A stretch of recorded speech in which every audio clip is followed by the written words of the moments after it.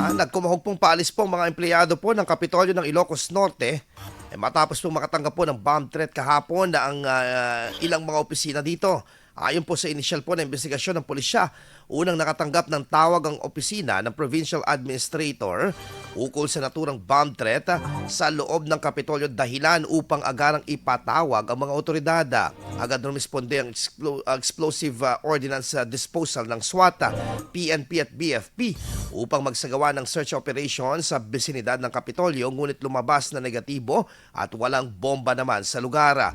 Matatandaan na huling nakatanggap ng bomb threat ang isang state university sa lalawigan noong Nobyembre ng nakaraang taon na nagdulot ng takot sa libo-libo, ngunit negatibo rin ang naging resulta ng bomb sa kanilang bomb search.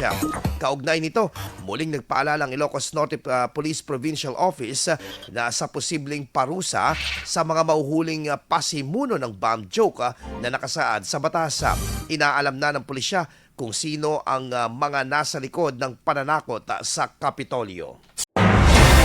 IFM News. IFM News. IFM News.